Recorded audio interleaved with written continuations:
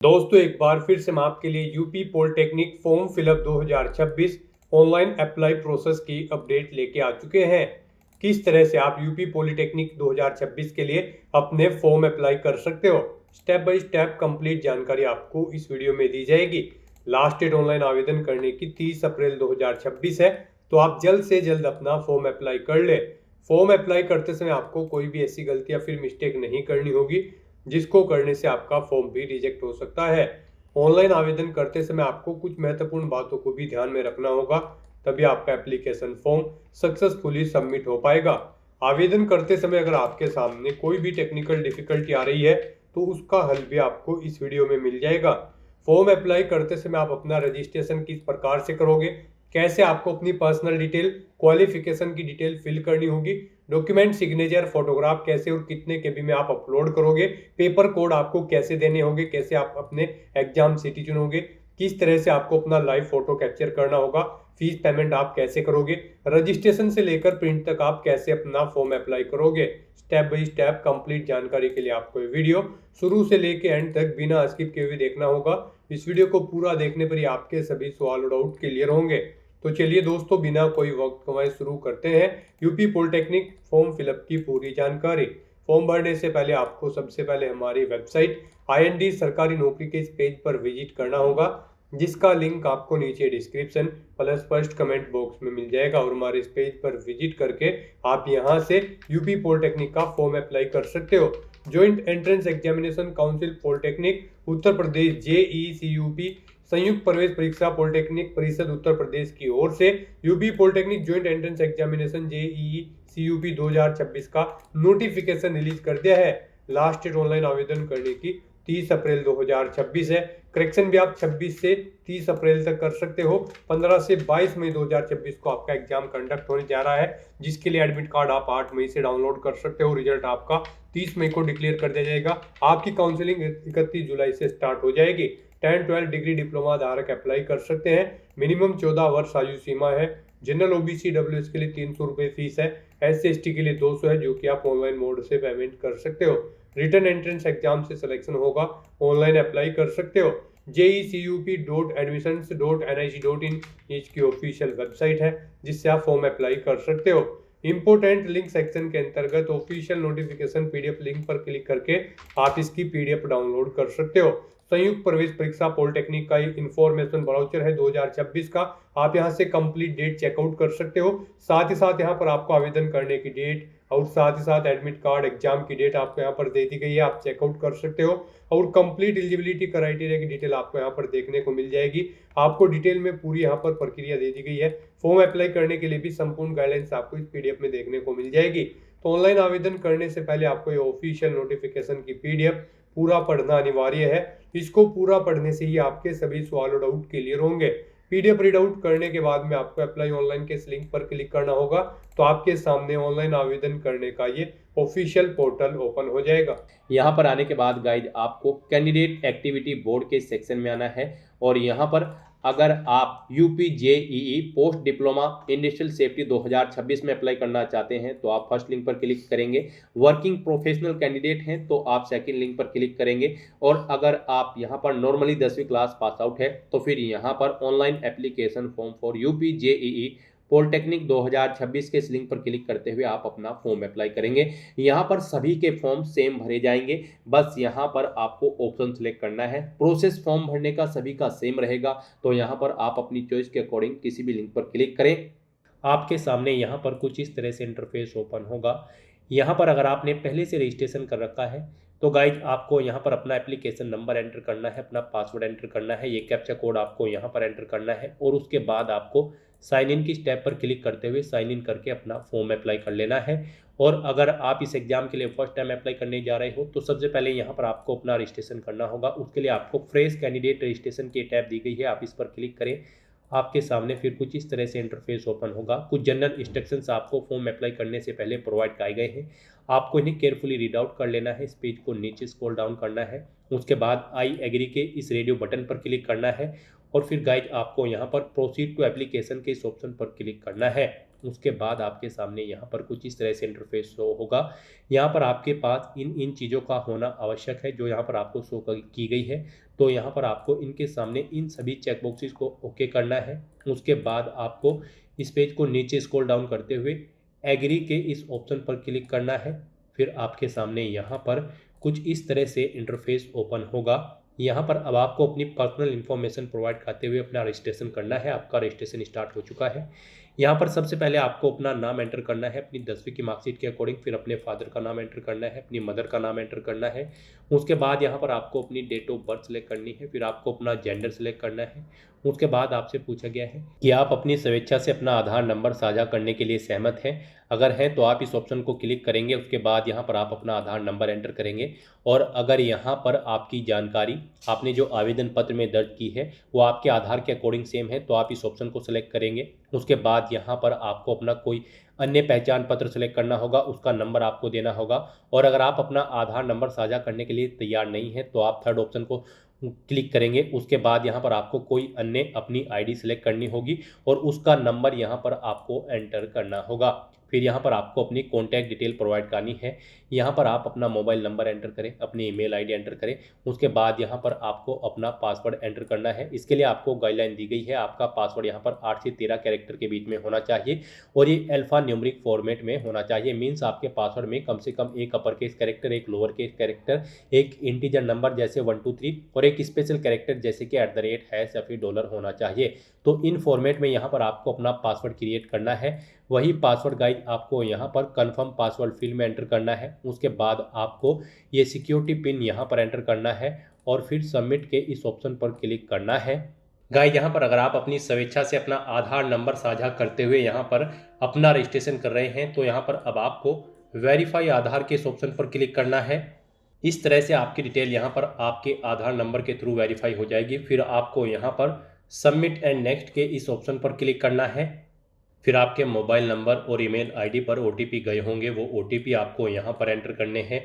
फिर ये security pin आपको यहाँ पर एंटर करना है और उसके बाद वेरीफाई एंड फाइनल सबमिट के इस ऑप्शन पर क्लिक करते हुए आपको अपना मोबाइल नंबर और ईमेल आईडी वेरीफाई कर लेने हैं।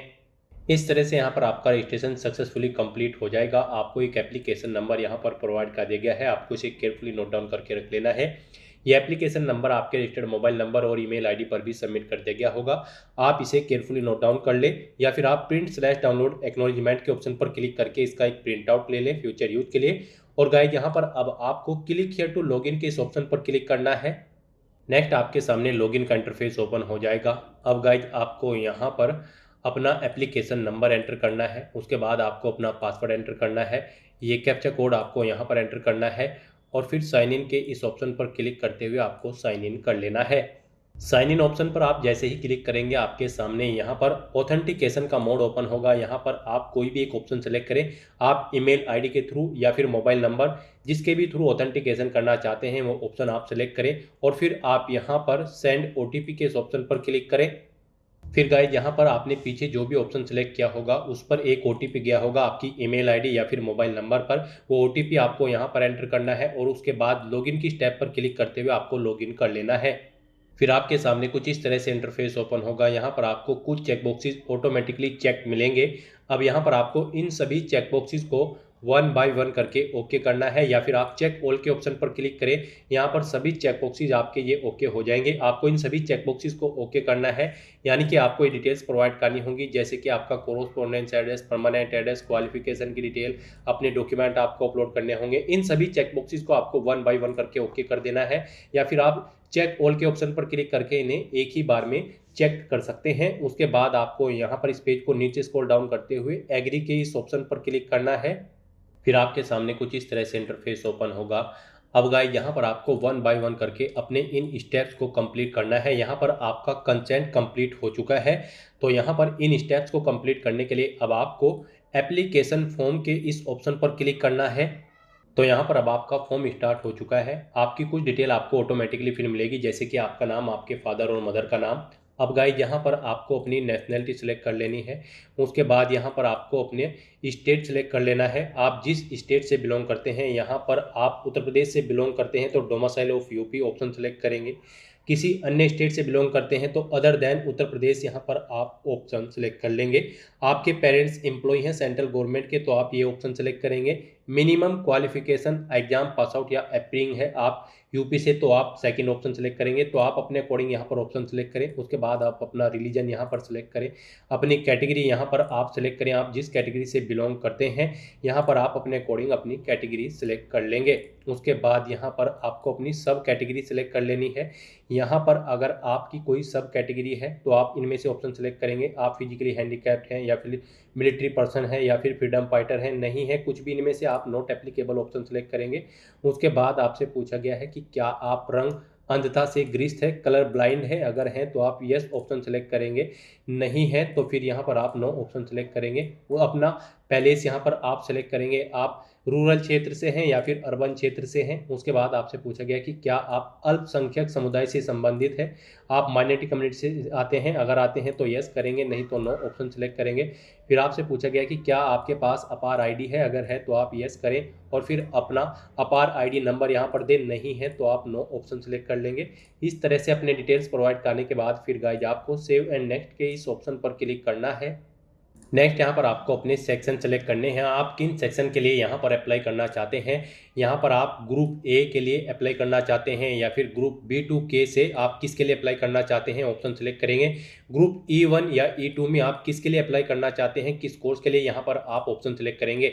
आप ऑफिशियल नोटिफिकेशन में से चेकआउट कर सकते हो। यहाँ पर ग्रुप ए में डिप्लोमा इंजीनियरिंग या फिर टेक्नोलॉजी पाठ्यक्रम है 3 साल का, इसमें आपका 10वीं क्लास पास आउट होना जरूरी है 35% मार्क्स के साथ, और यहाँ पर गणित में आपके 50% मार्क्स होने चाहिए। भौतिक तथा रसायन विज्ञान में भी आपके 50% मार्क्स कम से कम होने चाहिए। और गाइस यहाँ पर B2K सेक्शन में आपको अपनी चॉइस के अकॉर्डिंग कोई भी ऑप्शन सेलेक्ट कर लेना है, group B, C, D, E, F, G, H। यहाँ पर आप इस ऑफिशियल नोटिफिकेशन में से चेकआउट कर सकते हो। B पर आपका कौन सा पाठ्यक्रम है, C पर कौन सा है, D पर कौन सा है, E पर कौन सा है, यहाँ से आप चेकआउट कर सकते हो। जैसे कि B में एग्रीकल्चर इंजीनियरिंग है, C में fashion designing and garment technology है, होम साइंस है, टेक्सटाइल डिजाइन है और टेक्सटाइल डिजाइन प्रिंटिंग है, यहाँ से आप चेकआउट कर सकते हो। और जब आप यहाँ पर ग्रुप E1 या E2 में अप्लाई करेंगे, कोई भी सेक्शन अपना सेलेक्ट करेंगे, तो इसमें भी आप अपनी चॉइस के अकॉर्डिंग कोई भी ऑप्शन सेलेक्ट कर सकते हैं। तो इस तरह से यहाँ पर आपको अपने अकॉर्डिंग ऑफिशियल नोटिफिकेशन में से चेकआउट करते हुए अपने पाठ्यक्रम को यहाँ पर ऑप्शन सेलेक्ट करने हैं। यहाँ पर आप जितने भी ग्रुप के लिए अप्लाई करना चाहते हैं वो आप सेलेक्ट करें। एक ग्रुप के लिए अगर आप अप्लाई करेंगे तो फिर यहाँ पर एक पेपर की आपकी फीस लगेगी। जनरल OBC के लिए 300 रुपये फीस है, SC ST PH के लिए 300 रुपये फीस है। 2 ग्रुप के लिए यानी कि 2 पाठ्यक्रम के लिए आप अप्लाई करेंगे तो फिर यहाँ पर आपकी फीस डबल हो जाएगी। 3 के लिए अप्लाई करेंगे तो फिर आपकी फीस यहाँ पर ट्रिपल हो जाएगी। तो आप यहाँ पर अपनी चॉइस के अकॉर्डिंग जिन भी ग्रुप्स के लिए अप्लाई करना चाहते हैं वो आप सेलेक्ट कर लें और फिर गाइज आप यहाँ पर सेव एंड नेक्स्ट के इस ऑप्शन पर क्लिक कर दें। नेक्स्ट यहाँ पर आपको अपनी एजुकेशनल क्वालिफिकेशन की डिटेल प्रोवाइड करनी है। गाइज आप ऑफिशियल नोटिफिकेशन में से चेकआउट कर सकते हो। यहाँ पर आप जिस भी पाठ्यक्रम के लिए अप्लाई कर रहे हैं उसकी क्वालिफिकेशन आपको दे दी गई है। जैसे कि यहाँ पर अगर आप ग्रुप ए डिप्लोमा इंजीनियरिंग या टेक्नोलॉजी पाठ्यक्रम के लिए अप्लाई कर रहे हैं तो आपका यहाँ पर कम से कम 10वीं क्लास पास आउट होना जरूरी है 35% मार्क्स के साथ, और इसमें गणित में आपके 50% मार्क्स होने चाहिए और भौतिक तथा रसायन विज्ञान में भी 50% मार्क्स होने चाहिए। 3 साल का ये आपका कोर्स है। और अगर आप एग्रीकल्चर इंजीनियरिंग पाठ्यक्रम के लिए अप्लाई कर रहे हैं तो इसमें भी आपका 10वीं क्लास पास आउट होना जरूरी है 35% मार्क्स के साथ, और गणित भौतिक और रसायन में भी आपके 50% मार्क्स यहाँ पर होने चाहिए।